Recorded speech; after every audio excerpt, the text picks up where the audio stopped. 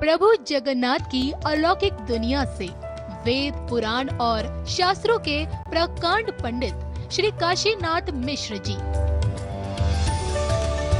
इंसानी रूप में महाप्रभु के इकलौते ऐसे परम भक्त हैं जिनका संपूर्ण जीवन भारतीय संस्कृति और आध्यात्मिकता को एक नई दिशा देने के लिए समर्पित रहा।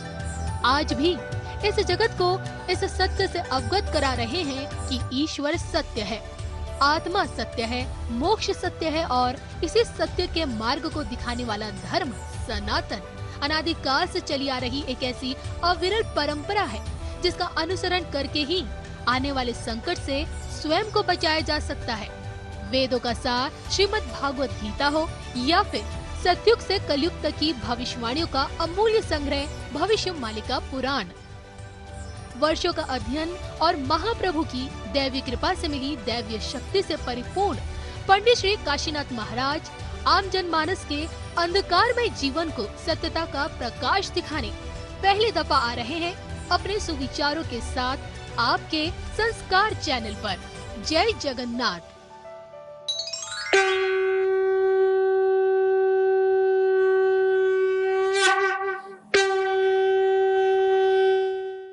अगर इस जीवन में आप भगवान कृष्ण के भक्त हैं, राम के भक्त हैं, शंकर भगवान के भक्त हैं, तो आपकी जो मृत्यु होगा फिर कभी भी जन्म होगा तो वही कृष्ण चेतना कृष्ण भक्ति आपकी शरीर में रहेगा। कोई भी शरीर, चाहे जीव शरीर मिले, मानव शरीर मिले, जड़ चेतन मिले, तो भगवान के प्रति भक्ति नहीं खोएगा। इसीलिए निरंतर भगवान के नाम भजन करो, भगवान भक्ति में लीन हो,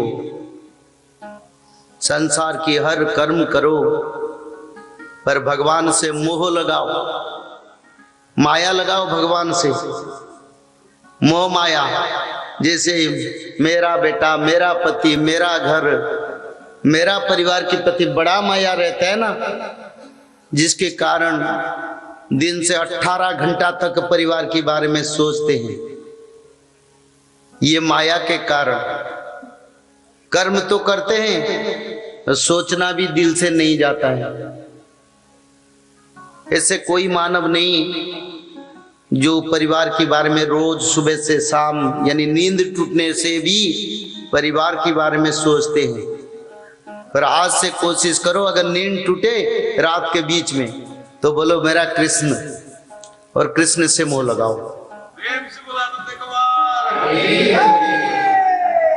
दिन में अगर कभी कर्म से फुर्सत मिले तो बोलो मेरे प्रभु तू कहाँ है, और निरंतर यही महसूस करो ताकि प्रभु हमारा चतुर्पार्श्व में है। स्तंग सर्वभूतं मुनिमानो तस्मै, यानी अनंत कोटि ब्रह्मांड जड़ चेतन, वृक्ष लता नदी नद समुंदर, सूर्य चंद्र ग्रह नक्षत्र, जहां भी देखो ब्रह्म ही ब्रह्म है और कुछ भी नहीं। तो सुखदेव जी ने ब्रह्म ज्ञान ही है, ब्रह्म ज्ञान के कारण अपने पिता भगवान को बता रहे, प्रभु सारे ब्रह्मांड में भगवत तत्व है, भगवान को बता रहे भगवान आप सर्वत्र विद्यमान है, मेरे को यहाँ क्यों ढूंढते हैं? मैं तो जाता हूं भगवान को पाने के लिए। और सबसे बड़ा वेद व्यास भगवान के शिष्य और एक तरफ से पुत्र सुखदेव गोस्वामी, भगवत ज्ञान का परम प्राप्ति है। तो इसीलिए ये जो शुल्क का अर्थ है ये ब्रह्म ज्ञान, और ब्रह्म ज्ञान कैसे हमारा शरीर में आएगा, कैसे हम ब्रह्म की ज्ञान को निरंतर हृदय में धारण कर पाएंगे। तो इसीलिए अच्युतानंद ने इसको लिखे थे, माता पिता पुत्र भारिजा दुख करी पुषिबु, एकामो नामो गोटाको हृदय पद में घुसिबु, पथ को संखाली होइब नाम गायन तोर, ता नाम को सही जपिब जीव गला बेलर। इसका अर्थ यही है, जब कोई भी काम करते हैं घर में या सोते हैं बैठते हैं, सभी समय कर्म करो हृदय पर भगवान के नाम भजन करो। अगर हृदय पर भगवान का नाम भजन करेंगे तब क्या होगा? एक समय हमारा मृत्यु होगा ना? नहीं। और मृत्यु कभी बता के आएगा मैं आ जाऊंगी, काल आऊंगी? आएगा? नहीं आएगा। कैसे आएगा? जो भगवान की भक्ति में लीन है ना, उनको पता चले जाएगा ताकि मेरे मृत्यु करीब से होने वाला है, क्योंकि उनको अपमृत्यु नहीं होता है। भगवत भक्तों को उनको पता चल जाता है। सारे बंधुजन को बुलाता है, परिवार को बुलाता है, देखो मेरा समय आ गया, तुम सब आ जाओ, थोड़ा देख ले। कई दिन से संपर्क था, देख ले तो मन टूट जाएगा, मैं फिर कृष्ण के साथ निकल जाऊंगा। तो इसीलिए मृत्यु कभी आएगा? जब ही आएगा उसी समय बात, पीत और कफ तीनों हमारा शरीर की जो बोलने की तत्व गला को रुंध देगा, यानी रुद्ध करेगा, बंद कर देगा। तो मैं आपको तो बता रहा हूं, नारायण तनु त्यागे। अगर मृत्यु होगा तब नारायण जी का नाम लेना चाहिए। नारायण जी का नाम आए तो वैकुंठ प्राप्ति होगा, जैसे अजामिल का हुआ। और मृत्यु समय में सारे तो जरा व्याधि ग्रास करता है ना, तो कंठ रोध हो जाएगा। तो कैसे बोलेंगे? कैसे बोलेंगे? रोज अगर नित्य 24 घंटा जब हम जागते हैं, अगर नाम निरंतर भजते हैं, कभी छोड़ते नहीं हृदय पर, जब मृत्यु होगा तब प्रभु देखेंगे, अरे ये तो ये हमारी बालक है, मेरा जीवन भर मेरा नाम भजता, आज उनका मृत्यु हो रहा है और इस समय तो नियम के अनुसार उनका शरीर बंद हो गया, वो कैसे बोलेगा? तो प्रभु वैकुंठ छोड़ के आते हैं, आके कंठ पर बैठते हैं, बैठ के अपना नाम को भगवान भजते हैं और भक्तों को वैकुंठ ले जाते हैं। अगर हम निरंतर भजन करें तब हम वैकुंठ को जा पाएंगे। इसलिए भगवान वेद व्यास ने लिखे हैं, तापत्रय विनाशाय श्री कृष्णाय वयम नमः, यानी त्रिपाप चक्र से उद्धार करके प्रभु कृष्ण हमारा हृदय पर वयम यानी अधिष्ठित होते हैं और उद्धार भी करते हैं। स्वल्क का अर्थ यही है, तापत्रय विनाशाय श्री कृष्णाय वयम। तीन पाप चक्र, त्रिपाप चक्र से प्रभु उद्धार करते हैं और कंठ पर बैठ के खुद का नाम भजन करते हैं। इसलिए वेद व्यास ने बताए, जन्म से मृत्यु तक कभी भागवत जी को पढ़ना मत छोड़ो, निरंतर पढ़ो। निरंतर का अर्थ कभी उसको बंद मत करो। भागवत सुनने के लिए सुखदेव जी ने बताया, पर बोले अगर रोज भागवत जी पढ़ोगे जन्म से मृत्यु तक, तो तुम्हारा वैकुंठ जाने के लिए रास्ता तैयार हो जाएगा। तो इसलिए सभी भागवत जी पढ़े, सभी पढ़ेंगे, हाथ उठाइए, उठाइए ना आनंद से, भगवान देवता के बीच में हाथ उठाएं, बहुत आनंद है। और जब भी अगर कहीं जाते हैं दूर यात्रा में तो भागवत जी पास रखें, क्योंकि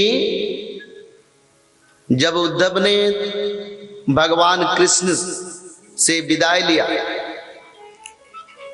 तब उद्धव ने बोले, प्रभु ये कलियुग के मानव कैसे उद्धार होंगे? आप तो बोलते हैं बद्रीधाम जाने के लिए। तो भगवान ने बोले, कलियुग में मानव लोग भागवत जी पढ़ के उद्धार हो जाएंगे। और भगवान की स्वरूप उस भागवत में उसी समय समा गया, क्योंकि भागवत जी बात करते हैं, भागवत जी प्रत्यक्ष भगवान का स्वरूप है। अगर अपना यात्रा में अपना पास एक भागवत पुस्तक रखोगे तो यात्रा शुभदायक होगा। और फिर हमारा तो नियम त्रिकाल संध्या करना है, एक बार भागवत पढ़ना है, जहां भी रहोगे भागवत जी को निकालो, मन में गंगा स्नान करके भागवत जी पढ़ो। अच्युतानंद ने स्पष्ट कर दिए, कलियुग में इससे कोई भी मानव नहीं रहेगा जो भागवत जी नहीं पढ़ेगा। यानी भागवत जी हर लोगों को पढ़ना जरूरी है, और भागवत जी पढ़ने से आपका अपमृत्यु नहीं होगा, 100 साल तक उम्र रहेगा, व्याधि बीमारी से रहित रहेंगे और भगवान को प्राप्त कर लेंगे। अगर कोई माता पढ़ नहीं पाते हैं तो अपना बेटा बेटी पोता पोती किसी को भी बोले थोड़ा बोल लें, पढ़ लेते, आप सुन लीजिए, क्योंकि श्रोता वक्ता दोनों का ही, जो सुनते हैं, जो पढ़ते हैं, जो भजते हैं, सभी को इसमें मुक्ति मिलता है। तो इसलिए निरंतर भागवत जी पढ़े। बोलिए श्री जगन्नाथ स्वामी की। फिर भागवत महापुराण का एक पूर्ण तत्व बताते हैं। भागवत महात्मा में कल हमने विचार किए थे कलियुग की अंत के बारे में, और भागवत जी के 12 स्कंद में वेद व्यास ने कलियुग की अंत के बारे में जो रचना की थी उसका भी विचार किया था। आप कलियुग नहीं है, बस कलियुग का विनाश का समय आ रहा है। इसी समय हम लोगों को त्रिकाल संध्या, 3 काल संध्या और 16 नाम 10 अवतार दुर्गा माधव स्तुति भागवत जी पठन, माधव नाम भजन करना जरूरी है। देखो भागवत जी के माध्यम से कैसे मुक्ति मिलता है, इसके बारे में भागवत महात्म्य में दुंदुकारी उपाख्यान है, इसके बारे में थोड़ा विचार करते हैं। क्योंकि हमारी तत्व मानव का मुक्ति, हर लोग तो आके आपको भागवत कथा सुनाते हैं, हर विचारधारा जो भगवान की लीला बताते हैं, पर मानव का मुक्ति सबसे बड़ा जरूरी है। तो श्रीमद् भागवत में ये लिखा है, तुंगभद्रा नदी के किनारे एक सदाचारी ब्राह्मण थे जिसका नाम आत्मदेव है।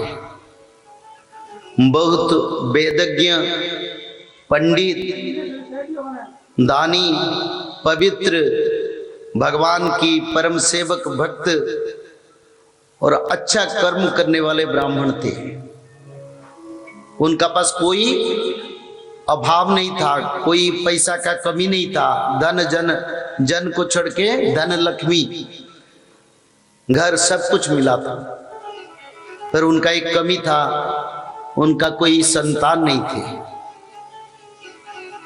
तो दुखी थे। और उनका पत्नी जो है वो क्रूर स्वभाव का थे। देखने के तो अच्छे थे पर उनका व्यवहार क्रूर था और स्वार्थी था। पति का सेवा करना उनको आता ही नहीं। पर आत्मदेव ने संतान ना होने के कारण हमेशा दुखी थे और ये सोच रहे थे मेरे से पापी कोई दुनिया में नहीं है। तो ये देख रहे थे उनके घर में गोमाता संतान प्रसव नहीं कर रहा है। जो वृक्ष को वो लगाते थे वो वृक्ष में फल फूल नहीं आता था। उनका पितृलोग उनकी घर में संतान ना होने के कारण निरंतर दुखी थे। इस कारण उनका मन में यही आशा आया, अगर संतान नहीं है तो जीवन रह करने का मतलब क्या है। तो आत्मदेव ने जंगल की ओर चले, बोले वहीं पर आत्महत्या करे, ये नहीं तो भगवान की शरण में अपना शरीर त्याग कर देंगे। फिर वन को गए, वन में देखे एक सुंदर पुष्करणी है, वहीं पर स्नान करके बैठे तो भगवान का ध्यान करे। एक सिद्ध पुरुष के साथ उनका भेंट हुआ और सिद्ध पुरुष को बताए, बोले भगवान मेरा संतान नहीं है तो मेरे को कैसे संतान प्राप्ति होगा, तो इसलिए मेरे को थोड़ा कृपा कीजिए ताकि के संतान प्राप्ति हो जाए।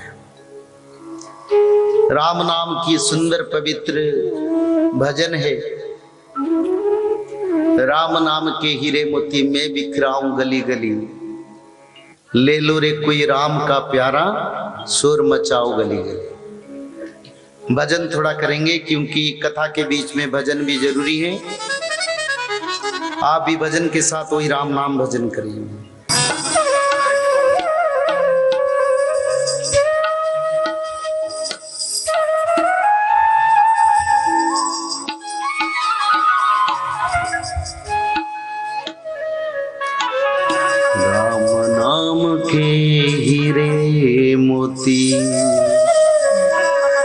मैं बिखराऊं गली गली,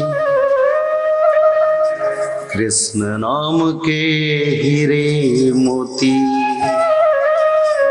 मैं बिखराऊं गली गली। ले लो रे कोई राम का प्यारा, ले लो रे कोई शाम का प्यारा, शोर मचाओ गली गली। बोलो राम, बोलो राम, राम राम, बोलो राम, बोलो राम, राम राम। राम की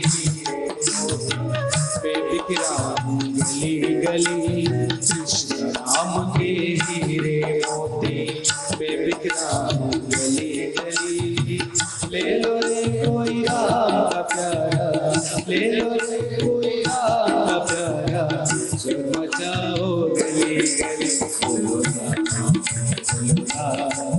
बोलो राम, राम राम, बोलो श्याम, बोलो श्याम, बोलो श्याम श्याम श्याम।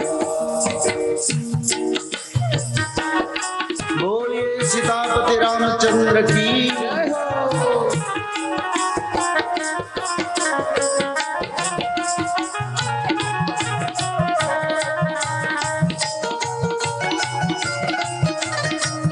जय श्री राम।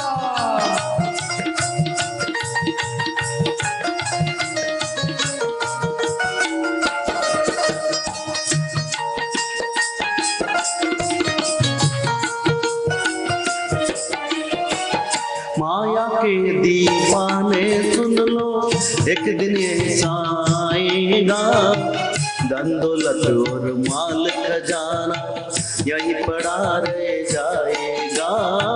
माया के दीवाने सुन लो, एक दिन ऐसा आएगा, धन दौलत और माल खजाना यही पड़ा रह जाएगा। माया के दीवाने सुन लो, एक दिन ऐसा आएगा, धन दौलत और माल खजाना यही पड़ा रह जाएगा। माया के दीवाने सुन लो, एक दिन ऐसा आएगा, धन दौलत और माल खजाना यही पड़ा रह जाएगा। सुंदर काया मिट्टी होगी, सुंदर काया मिट्टी होगी, चर्चा होगी गली गली। ले लो रे कोई राम का प्यारा, ले लो रे कोई शाम का प्यारा, सुर मचाओ गली गली। बोलो राम, बोलो राम, बोलो राम, राम राम, बोलो राम, बोलो राम, राम राम। राम के बोलिए वृंदावन बिहारी लाल की। गली गली, कृष्ण राम के हीरे